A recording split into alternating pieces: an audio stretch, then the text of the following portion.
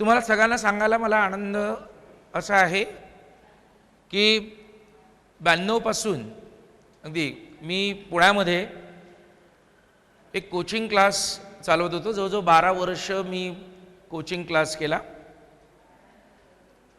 पण त्यानंतर कोचिंगच्या क्षेत्रातनं मी बाजूला होऊन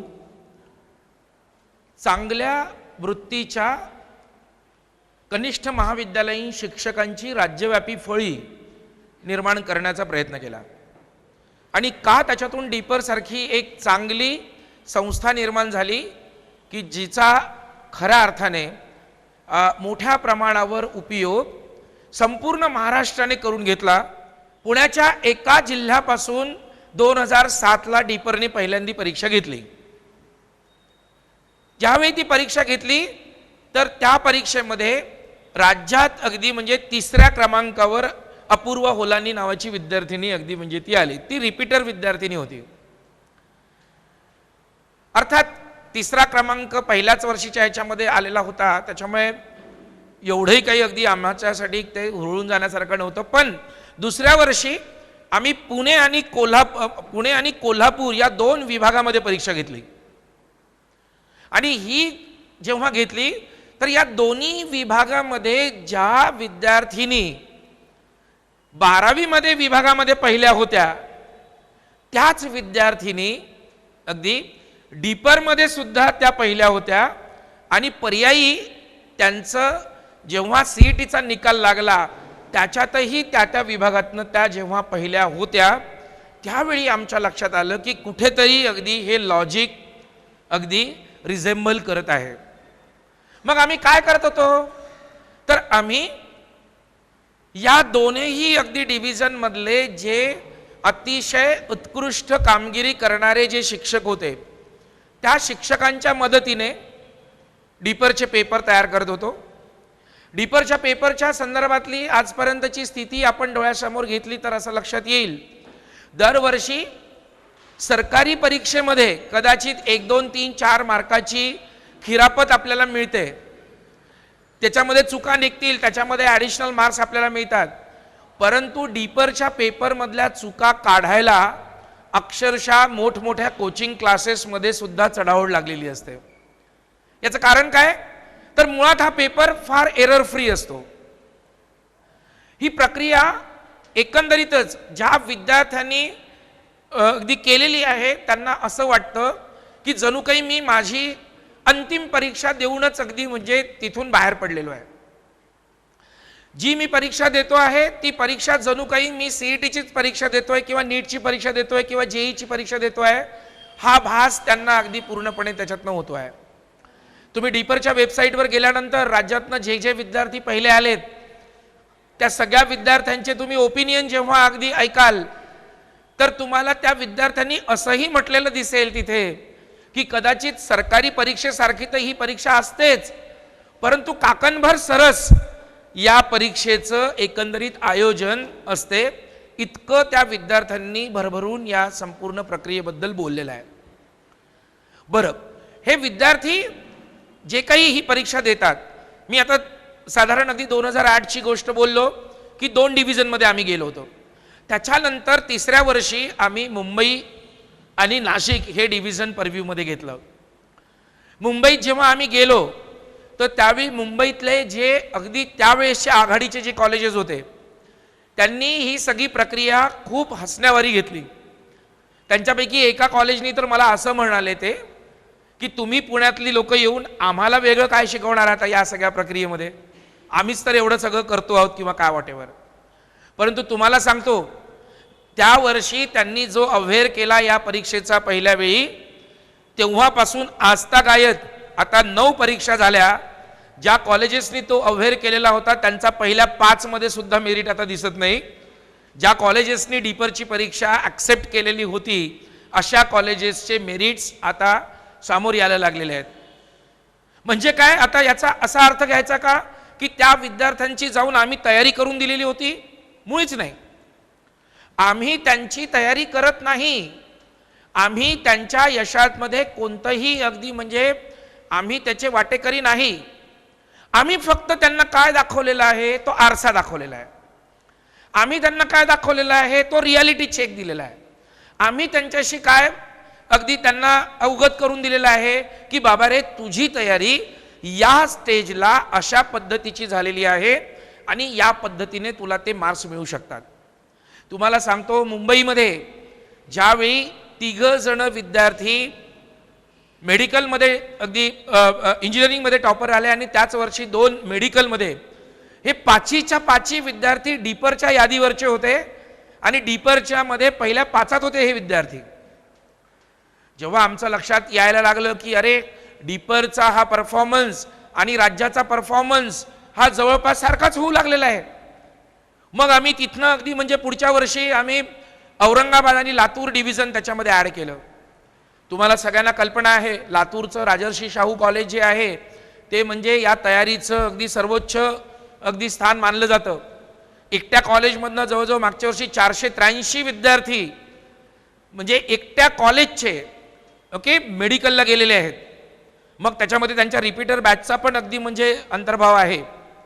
पण तुम्हाला सांगू की ज्यावेळी आम्ही त्यांच्याकडे पहिल्यांदा अप्रोच झालो तर त्यांनी आम्हाला काय सांगितलं की तुम्ही ही जी परीक्षा घेता याच्यासारख्या आम्ही 40 ते 50 परीक्षा घेतो.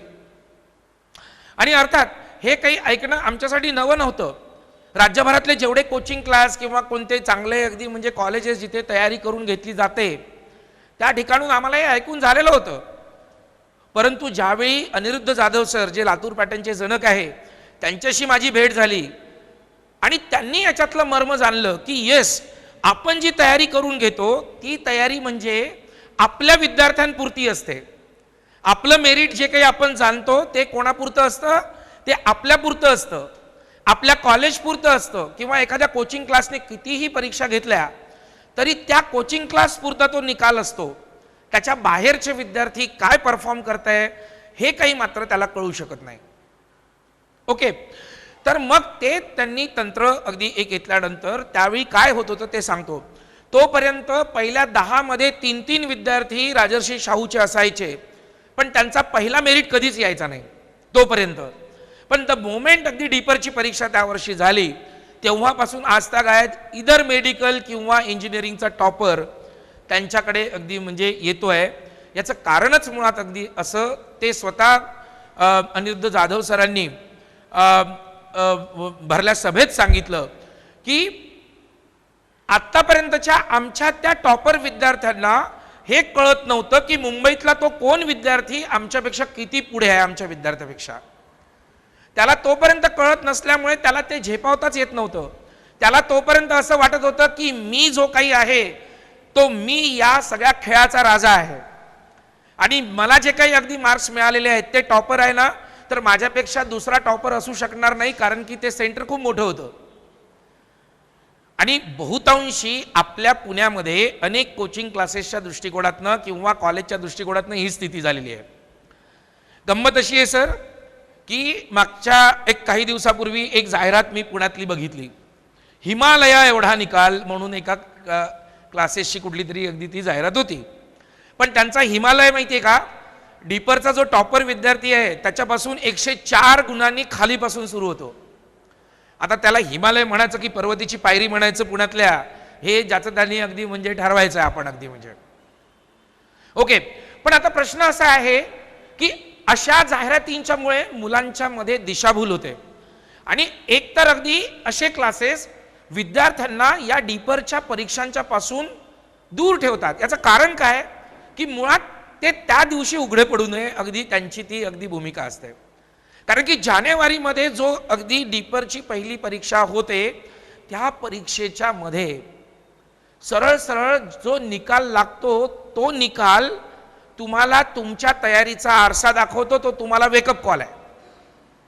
इथे उपस्थित असणारे जेवढे पालक असतील, विद्यार्थी असतील, मी तुम्हाला एवढंच सांगेन की तुम्हाला कोणी काहीही कितीही अगदी मिसलीड करण्याचा प्रयत्न केला की या परीक्षेच्या मध्ये तुम्ही अगदी नका सहभागी होऊ, तुम्ही त्यांचं एका काळाने ऐका आणि दुसऱ्या काळाने सोडून घ्या. स्वतःच्या भल्याच्या दृष्टिकोनातनं अगदी हे जरूर करा की या प्रक्रियेत समाविष्ट व्हा.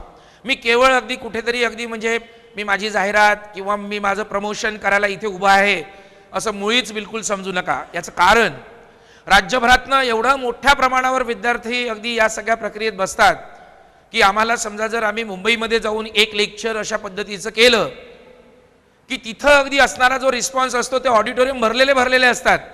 आणि मला पुण्यात जेव्हा कधी अगदी म्हणजे मी या संपूर्ण प्रक्रियेशी हे काम केलेलं असतं त्यावेळी मला खरोखर अगदी आश्चर्य वाटतं की इथे 500 विद्यार्थी अगदी म्हणजे 550 विद्यार्थी जेमतेम सुरुवातीचे अगदी म्हणजे मला इथे दिसतील. 500,000 विद्यार्थ्यांना मी इथे ॲड्रेस केलेलं फार कमी वेळा मला अगदी म्हणजे लक्षात येतं. हे ॲड्रेसिंग मी जरूर करतो. ते कधी करतो तर ॲडमिशन प्रोसेस गाईडलाईनच्या ज्या काही माझे सेमिनार्स असतात जे ऑलरेडी डीपरला बसलेले जे विद्यार्थी असतात त्यांच्यासाठी जेव्हा मी देतो त्यावेळीच ते करतो. तुम्हाला हेही सांगायला मला आवडेल की त्याच्यानंतर आम्ही मग विदर्भात पोहोचलो 2011ला. आणि मग विदर्भातले अमरावती आणि नागपूर हे जिल्हे एकत्र आल्यानंतर जेव्हा ही प्रक्रिया सुरू झाली तर पुण्यातल्या 2,957 एवढ्या विद्यार्थ्यांच्या पासून ही प्रक्रिया 33,000 विद्यार्थ्यांपर्यंत पुढे गेली. दरवर्षी टप्प्याने विद्यार्थी वाढत गेले. आणि मग त्याच्यानंतर एक वर्ष असं आलं 2013ला की त्या वर्षी नीट परीक्षा इंट्रोड्यूस अगदी म्हणजे झाली. नीट परीक्षा ज्यावेळी इंट्रोड्यूस झाली त्यावेळी जसं सरांनी मगाशी बोललेत की बाबा किमान 2 वर्ष अगोदर तर आम्हाला सांगा. साहजिक आहे, हे सगळं सांगणं गरजेचं का असतं तर तुम्हाला 11वी आणि 12वीचा अभ्यासक्रम समजा जर एकत्रित असेल तर तुमचं 11वी संपून गेल्यावर मग तुम्हाला कोणीतरी म्हटलं जाईल की तुमचा 11वीचा पण अभ्यासक्रम त्याच्यामध्ये आहे आणि ही परीक्षा द्या. तर हे फार चुकीचं होतं. आणि म्हणून त्या वर्षी डीपर तर्फे सुप्रीम कोर्टामध्ये याचिका करण्यात आलेली होती. डीपरही एक अगदी पार्टी म्हणून अगदी म्हणजे तिथे आपण उतरलो होतो. परंतु त्यावेळी योगायोगानं असं झालं की ती परीक्षा विड्रॉ झाली. ती परीक्षा झाली नाही आणि त्याच्यामुळे मग आम्ही अगदी म्हणजे आमची याचिका ती परत घेतली.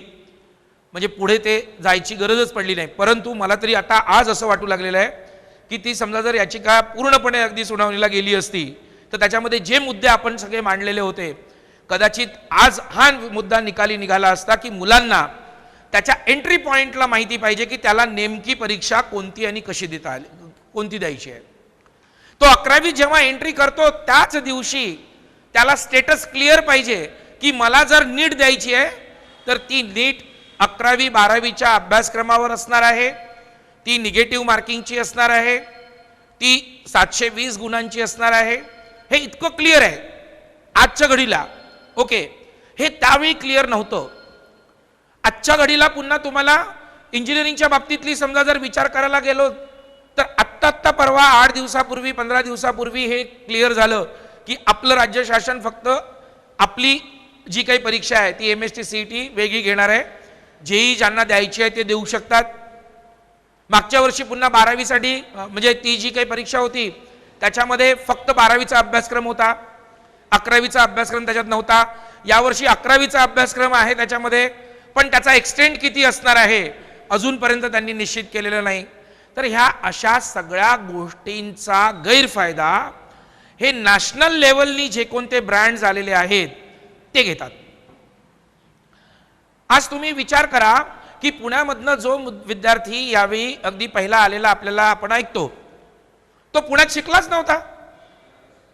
तो कुठेतरी अगदी कोट्यात होता शिकायला अगदी तयारीला आणि त्यांनी फक्त अगदी म्हणजे टेम्पररी फक्त अगदी म्हणजे नावापुरता अगदी परीक्षा द्यायला इथे आला होता. आणि म्हणून रिचा जी पहिली आली त्याच्यानंतर तिचा SML 1 आहे ती डीपरच्या यादीतही पहिलीच होती आणि याच्यातही पहिलीच आलेली आहे ती.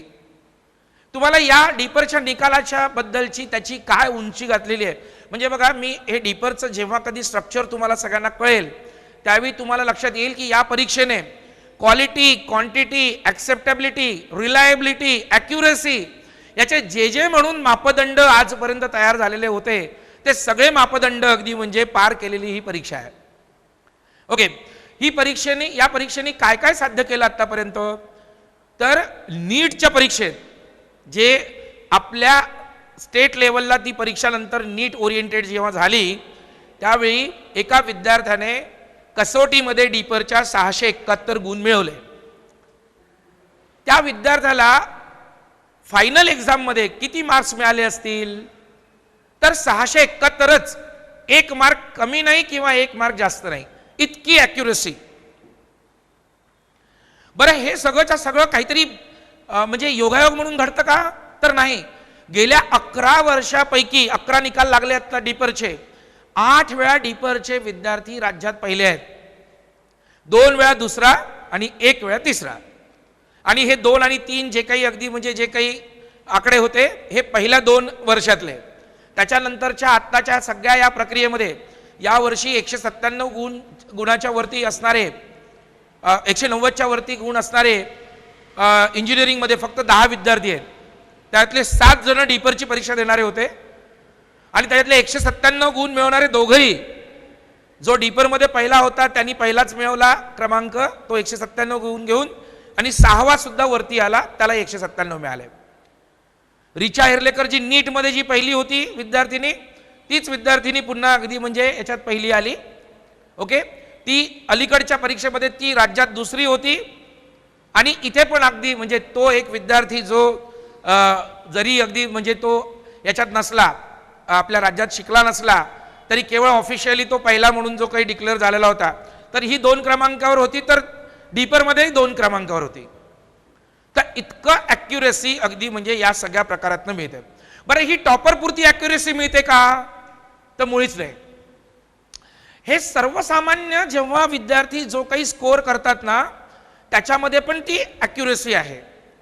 साधारणपणे आमचा असा आत्तापर्यंतचं फाइंडिंग आहे की 15 ते 20% विद्यार्थी हे 1 किंवा 2 मार्कांचा त्यांच्यामध्ये फरक असतो अगदी म्हणजे त्यांच्या स्कोअरमध्ये. जो स्कोअर डीपरचा स्कोअर आहे तो स्कोअर अगदी म्हणजे त्यांचा तो स्कोअर होतो. मग एवढ्या मोठ्या प्रमाणावर ॲक्युरसी असणारी ही परीक्षा का ॲक्सेप्ट केल्या जात नाही या पुण्यामध्ये?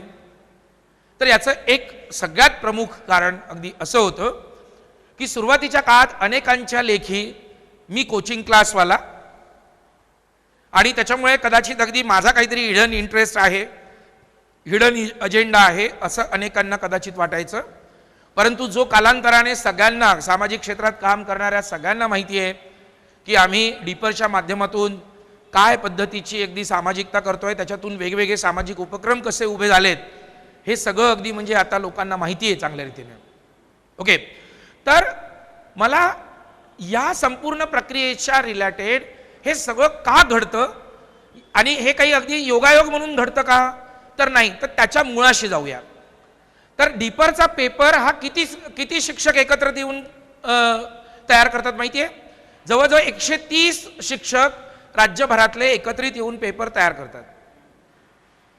ओके, तर असे हे शिक्षक अगदी गडचिरोलीपासून तर थेट खाली अगदी म्हणजे आपल्या कोल्हापूर जिल्ह्यात आणि सिंधुदुर्गच्या शेवटच्या टप्प्यापर्यंतच्या अगदी म्हणजे तालुक्यातनं आलेले शिक्षक असतात.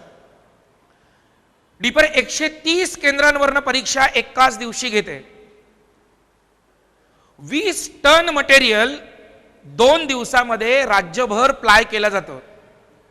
आणि आज तागायत कधीही अगदी ठरलेल्या दिवशी ठरलेल्या वेळेप्रमाणे परीक्षा झाली नाही असं घडलं नाही. आज तागायत ठरलेल्या वेळी जो निकाल आहे तो निकाल लागला नाही असं झालेलं नाही. आणि तो निकाल सुद्धा ट्रान्सपरंट पद्धतीने डीपरच्या वेबसाईटवर तो लागला जातो. आपण सरकारी प्रक्रियेला डीपरच्या माध्यमातून बरेचसे अपडेट्स दिलेले आहेत. मी समजा जर डीपरने एकंदरीतच काय योगदान दिलेलं आहे या संपूर्ण प्रक्रियेमध्ये हे बोलायचं पूर्ण डिटेलमध्ये ठरवलं तर 2 तास सुद्धा कमी पडतील. पण मी मुख्य मुद्दे तुम्हाला सांगतो की तुम्ही आज सगळेजण जे सिंगल टेक्स्टबुक एन्जॉय करताय, पूर्वी माहितीये तुम्हाला काय असायचं? एका विषयाचे 8 10 एवढे अगदी वेगवेगळ्या प्रकाशनांची पुस्तकं असायची. फिजिक्स केमिस्ट्रीसाठी तर 13 प्रकाशनांची होती.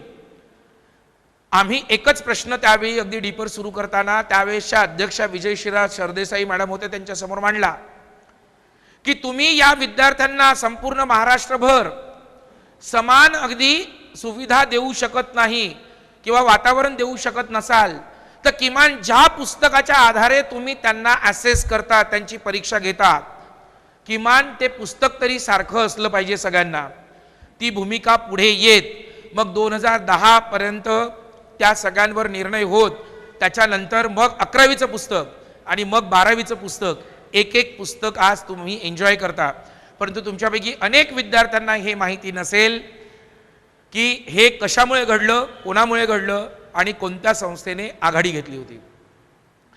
पूर्वी आम्ही फक्त एक पेपर घ्यायचो, त्याच्या पलीकडे जाऊन आम्ही काहीही अगदी प्रक्रिया करायचो नाही. अतिशय जुजबी फी आम्ही या सगळ्या प्रक्रियेसाठी घ्यायचो. त्यावेळेसची फी माझ्या माहितीप्रमाणे मला आठवते 350 रुपये आणि 400 रुपये अशा पद्धतीच्या त्या फिया होत्या. त्यावेळी सरकार आपल्या या CET-साठी 1000 रुपये घ्यायचं आणि त्यावेळेसचे शिक्षण मंत्री दिलीप वळसे पाटील सर होते. तर त्यांनी या CET-ची फी 1500 रुपये करायचा घाट घातलेला होता. तुम्हाला सांगतो, आम्ही त्या संपूर्ण प्रक्रियेमध्ये इंटरव्हेन केलं आणि सांगितलं की डीपर सारखी संस्था इतके कमी विद्यार्थी अगदी असताना, कमी म्हणजे सरकारी तुलनेमध्ये 10% विद्यार्थी आपल्याकडे असतात, ओके, पण ते 10% म्हणजे नक्कीच अगदी सरकारी तुलनेत कमी विद्यार्थी आहेत. ते जर अगदी म्हणजे 400-450 रुपयामध्ये ही प्रक्रिया करत असतील तर तुम्हाला आहे ती फी वाढवण्याची गरज काय आहे? उलट तुम्ही ती कमी केली पाहिजे. तर तुम्हाला सांगतो, एक वर्ष ती फी, एक काय पुढचे 3 वर्ष मग ती कंटिन्यू राहिली 700 रुपयावर, म्हणजे 1500 रुपये होणं तर दूर राहिलं, पण ती 1000ची फी 700 रुपये करण्यामध्ये या संस्थेचा अगदी म्हणजे त्यावेळी मोलाचा वाटा राहिला. खरं तर अगदी हे पब्लिकली मला सांगणं कितपत योग्य वाटतं हे मलाही कळत नाही आत्ता. परंतु ज्या व्यक्तीने स्वतःच अगदी पब्लिक फंक्शनमध्ये सगळ्यांसमोर सांगितलेलं आहे ते जगजाहीर आहे. आमच्या वेबसाईटवर पण ते तुम्हाला ऐकायला मिळणार आहे. म्हणून ते मी सांगतो, या राज्याचे जे वैद्यकीय शिक्षण संचालक, त्यांनी त्या नीटच्या त्या प्रॉब्लेमच्या वेळी जेव्हा एका व्यासपीठावर आम्ही जेव्हा अगदी होतो त्यावेळी डीपरबद्दलचे जे उद्गार काढले, ते डीपरचे उद्गार जे काढलेले होते त्याच्यावर मग त्याच्यानंतर पुन्हा कोणाची या प्रक्रियेच्या बद्दल एन्डॉर्समेंटची गरज वाटणार नाही असे ते उद्गार होते. ते म्हणाले की पूर्वी आम्हाला निकाल लावल्यानंतर यार्डस्टिक नव्हती बघायला की निकाल बरोबर प्रोसेस झालाय की नाही, पण आता हल्ली डीपरच्या कसोटीचा निकाल जो काही आहे तो निकाल एकदाचा बघून घेतला आणि हा निकाल फायनल आमच्या डोळ्यासमोर आला की असं लक्षात येतं की म्हणजे साधारण 30 मुलं जी आहेत त्या प्रक्रियेमध्ये असतात. आणि म्हणून तुम्हाला सांगतो की राज्याच्या वैद्यकीय अगदी प्रवेशाची जेवढी यादी आहे तेवढी ती यादी समजा जर आपण एकत्रितपणे विचारात घेतली तर 52 ते 55% एवढे विद्यार्थी डीपरच्या यादीतून अगदी म्हणजे यादीतले असतात ते प्रवेश घेणारे. मग आता तुम्ही विचार करा, तुम्ही या मुख्य धारेत समजा जर नसाल, या प्रक्रियेमध्ये नसाल, तर तुमची 50 ते 55% प्रॉबॅबिलिटी आपोआपच अगदी मेडिकलला जाण्याची कमी होते की नाही? तुमची ती प्रॉबॅबिलिटी तेवढी कमी झाली. उरलेली जी काही अगदी 45-50% जी काही प्रॉबॅबिलिटी जी असते त्याच्यातूनच तुम्हाला तो प्रवेश घ्यायचा आहे. कारण आता या प्रवेशाच्या संदर्भातले नियम, आता या प्रवेशाच्या संदर्भातली एकंदरीत प्रक्रिया आणि त्याचे एकंदरीत जे काही प्रमाण ज्याला म्हणतो ते इतके सेट झालेले आहे की तुम्हाला समजा जर वैद्यकीयला जर जायचं असेल, तुम्हाला समजा जर राज्याच्या इंजिनिअरिंगमध्ये टॉपमोस्ट कॉलेजेस मिळवायचे असेल, तुम्हाला JEE-मध्ये चांगला स्कोअर करायचा असेल, तर तुम्हाला डीपरच्या या परीक्षांच्या शिवाय अगदी तुम्हाला अंदाज येणार नाही आणि आपल्याला त्या कॉम्पिटिटिव्ह अगदी याच्यामध्ये ते जाता येणार नाही. इथं उपस्थित असणाऱ्या सगळ्या विद्यार्थ्यांच्या माध्यमातून, त्याचप्रमाणे एकंदरीत अगदी म्हणजे इथे असलेले शिक्षक आणि पालकांच्या माध्यमातून, जरी तुम्ही कमी संख्येने इथे आज असला तरी मला तुम्हाला अपील करायचं आहे की राज्यभरात कुठेही अगदी म्हणजे तुमचे 11वी-12वी मध्ये असणारे हे विद्यार्थी असू द्यात, त्यांना तुम्ही त्या त्या ठिकाणी अगदी सांगू शकाल. कारण राज्यभर डीपरचं नेटवर्क आहे.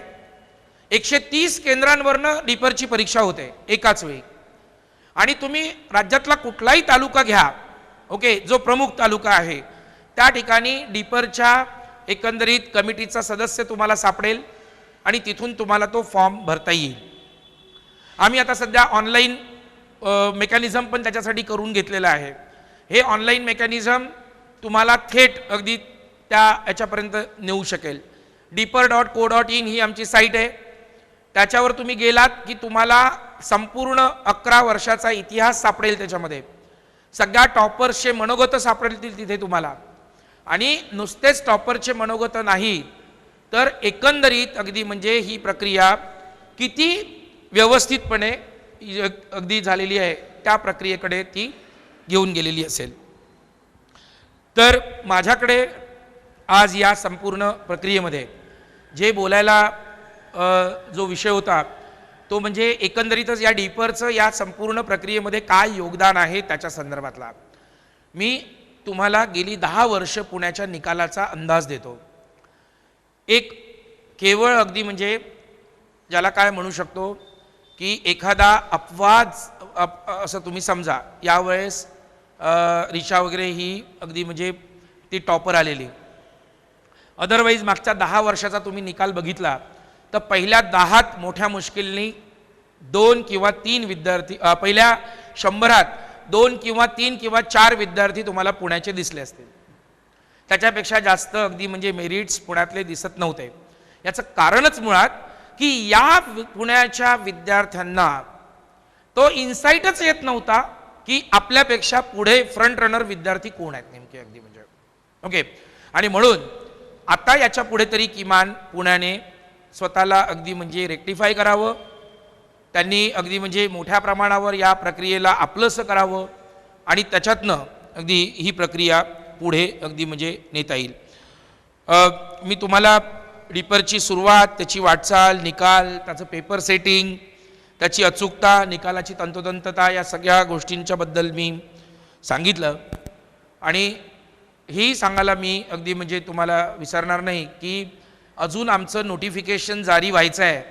पण 1, 2, 3 तारखेला सप्टेंबरला आमचं राज्यव्यापी पेपर सेटिंगचं सेशन आमचं डिक्लेअर झालेलं आहे. आणि या 1, 2, 3 तारखेला सप्टेंबरच्या आमचे डीपरचे पेपर अगदी तयार होतील. जसं आम्ही डीपरचं हे काम करतो त्याचप्रमाणे 5वी आणि 8वीच्या स्कॉलरशिपच्या परीक्षांसाठी आम्ही काम सुरू केलेलं आहे. आणि यावर्षी पहिल्याच वर्षी तुम्हाला सांगायला मला आनंद मिळेल की ज्या विद्यार्थ्याने 276 मार्क मिळवले 300 पैकी महा एक्झाममध्ये, तेवढेच 276 मार्क त्याला अगदी म्हणजे त्याच्या फायनल एक्झाममध्ये मिळाले. म्हणजे डीपरचाच कित्ता आता महा एक्झाममध्ये अगदी म्हणजे गिरवला जात आहे. आणि जे विद्यार्थी, जे भावंड तुमचे 5वी 8वीच्या स्कॉलरशिपला बसणारे जे असतील त्यांच्या माध्यमातून तुम्हाला महा एक्झाम पण ती देता येईल. खरं तर हा विषय जो आहे तो असा आहे आजचा की मला डॉक्टरच का व्हायचं आहे. ओके, त्याच्यावर फक्त 1 मिनिट बोलतो आणि मग मी थांबतो. लक्षात घ्या की 500च्या पुढे उड्डाण गेलेलं आहे. कशाचं? नीटच्या स्कोअरचं. जर गव्हर्नमेंट कॉलेजमध्ये चांगला म्हणजे गव्हर्नमेंटची सीट मिळवायची असेल तर. दुसरा महत्त्वाचा भाग, प्रायव्हेटमधनं मेडिकल करायचं झालं तर किमान 35 लाख ते 50 लाखापर्यंतचं तुमचं अगदी म्हणजे खर्च होणार आहे. डीम्डमध्ये जर तुम्ही गेलात तर 60 लाख ते 90 लाखापर्यंत तुमचा खर्च होणार आहे. हे क्लिअर असताना ओके, 1% विद्यार्थी जेमतेम अगदी हे सगळंच्या सगळं मिळवू शकत आहे हे माहिती असताना आणि त्याच्यातले फक्त 0.5% तेवढे गव्हर्नमेंटमध्ये जाणार आहे जे सबसिडाईज मधनं शिकणार आहेत. बाकीच्यांना सगळ्यांना एवढी हायर फीज देऊन शिकायचं आहे हे माहिती असताना सुद्धा नेमकं डॉक्टरच का व्हायचं आहे. मला एक सांगा, ही सगळीच्या सगळी इन्व्हेस्टमेंट तुमची 1 कोटी ते 1.5 कोटीच्या घरात जाणार आहे जेव्हा तुम्हाला तुम्ही फायनल अगदी म्हणजे तुम्ही पोस्ट ग्रॅज्युएशन वगैरे करेपर्यंत. मला एक सांगा, 1.5 कोटी रुपये जेव्हा तुम्ही बाहेर पडल्यानंतर जेव्हा वसूल करायचे झाले तर त्याच्यासाठी किमान 1 कोटी रुपयाचं तुम्हाला तुमचं हॉस्पिटल टाकावं लागणार आहे पुढचं. हे 2.5 कोटी रुपये एकत्रित एकाच वेळी जी काही इन्व्हेस्टमेंट झालेली असेल तर ती मुळात इन्व्हेस्टमेंट पहिल्यांदा वसूल करण्यासाठी ते शक्य आहे का, हा सुद्धा अगदी एक सगळ्यात महत्त्वाचा अगदी तो विषय आहे. त्याच्यावर सर अगदी म्हणजे पुढे बोलतीलच. आणि म्हणूनच विषय हा याच्यासाठी महत्त्वाचा आहे का इतकं सगळं अगदी प्रॅक्टिकली अगदी असताना तुम्हाला डॉक्टरच का व्हायचं आहे. सरांनी त्याच्या व्यतिरिक्तच्या अनेक सगळ्या फील्ड्सबद्दल त्यांचं बोलून झालं, त्याच्यामुळे मी ते रिपिटेशन करत नाही आता पुन्हा. ओके, परंतु तुम्हाला अनेक बाबीत तुम्हाला अगदी तिथे पुढे करिअरच्या अगदी रास्ते तुमचे ओपन आहेत. आणि जाता जाता फक्त एवढंच सांगतो की हे 500 गुण मिळवायचे असेल तर तुम्ही सगळे विद्यार्थी इथे आहात आणि त्यांचे काही पालक आहात म्हणून सांगतो की हे 500 मिळवण्याचा एक मंत्र असा आहे की तुम्हाला किमान 300 गुण तुम्हाला बायोलॉजीमध्ये मिळवले पाहिजे 360 पैकी. तुम्हाला 120 गुण तुम्हाला केमिस्ट्रीत मिळवले पाहिजे 180 पैकी. आणि फिजिक्स कठीण जातो म्हणून किमान 80 गुण फिजिक्समध्ये मिळवले पाहिजे. 80 अधिक 120 200 आणि तिकडचे अगदी म्हणजे 300, असा 500चा तुमचं इक्वेशन जोपर्यंत सेट होत नाही तोपर्यंत तुम्हाला ते गोल सेटिंग प्रॉपरली जमलं असेल असं नाही. त्याच्यामुळे प्रत्येकाने आत्तापासून अवेअर व्हा. आणि हेही सांगून ठेवतो, आम्ही कोणीही तुम्हाला घाबरवण्यासाठी इथे नाही आहोत. आम्ही तुम्हाला रास्त मार्ग, त्याची वास्तविकता आणि त्याच्याबद्दलचा जो काही आजपर्यंतचा प्रवास आहे तो सांगण्यासाठी आम्ही इथे आहोत. आणि या वास्तवाचं भान ठेवून तुम्ही पुढची वाटचाल कराल अशी आशा करतो. आणि तुम्हा सगळ्यांना येणाऱ्या परीक्षांसाठी, ज्या नीटच्या परीक्षा तुम्हाला पुढे द्यायच्या आहे त्याच्यासाठी शुभेच्छा देतो. आणि मी गीत सरांचं, त्याच्यानंतर वेलणकर सरांचं आणि धारणकर सरांचं तिघांचंही आभार मानून मी इथे थांबतो. धन्यवाद.